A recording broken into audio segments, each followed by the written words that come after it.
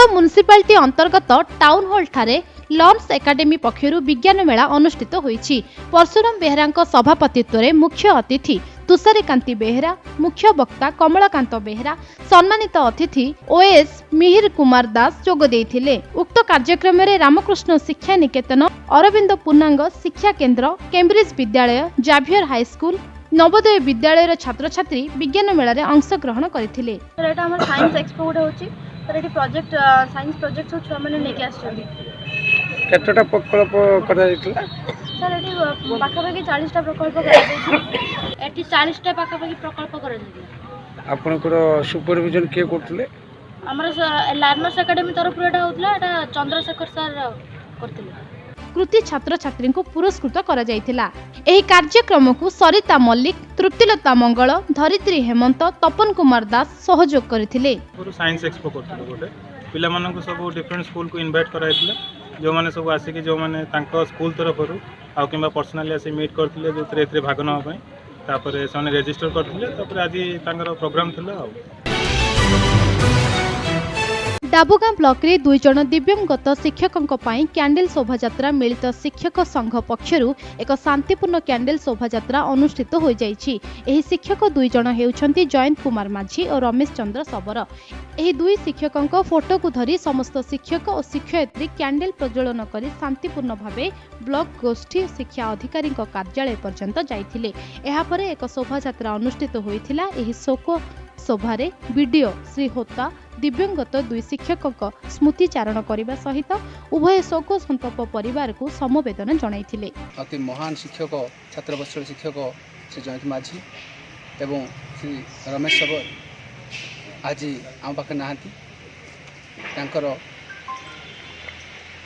दिवंगत आत्मार शांति पाई आज आज सारा डाबुगाँर समस्त शिक्षक समाज एकत्रित हो आमे गोटे नीरव शोभायात्रा करथिलु, कैंडल रैली करथिलु। अत्यधिक जंत्रणा सह विलंबरे डाक्तरखाना रे पहुंचीबा गर्भवती काल साजिला। एमिति एक दुखद घटना घटी जाइछि बणाई उपखंडर महुलपदा थाना लुंगा ग्राम रे। संजय नायक स्त्री रीना नायक गर्भवती थिले। गर्भ जंत्रणा अनुभव करुथिबा हेतु से परिवार लोकों को जणैबा सहित ग्रामर आशा दीदी को मध्य जणाइथिले। बांकी ग्राम रे मोबाइल टावर नथिबा दर्शाई आशा दीदी बीणापाणी नायक सकाळे 102 एम्बुलेंस को खबर देइथिले। अत्यधिक विलंबरे गर्भवती को डाक्तरखाना को अणा जाइथिबा हेतु रीना को मृत्यु होइथिबा कथा डाक्तर प्रकाश करथिले। एहा पछरे सरकारी उदासीनता ना सरकारी कर्मचारी उदासीनता रहिछि ताहा साधारण रे आलोचना हेउछि।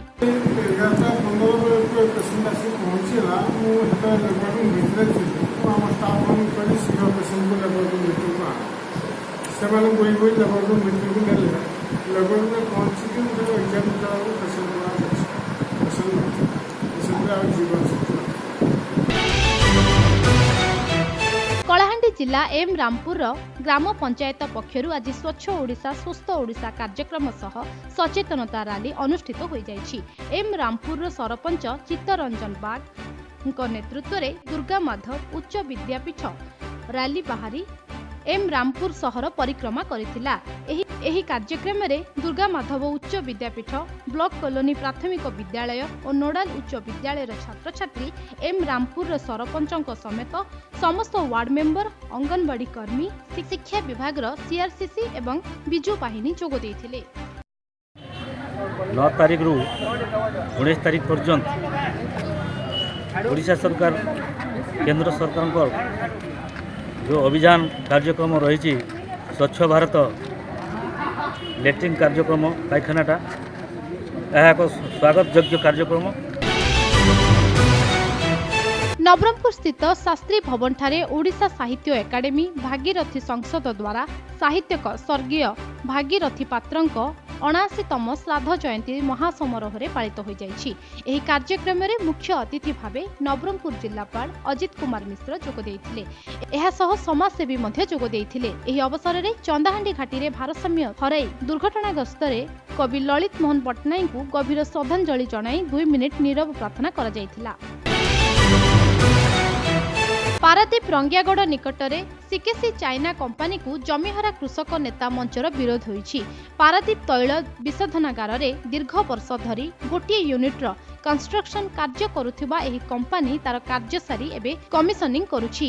ଏହାପରେ ଏହି ୟୁନିଟ୍ରେ ମେଣ୍ଟେନାନ୍ସ ନିମନ୍ତେ ଶ୍ରମିକମାନଙ୍କ ଆବଶ୍ୟକତା ରହିଛି।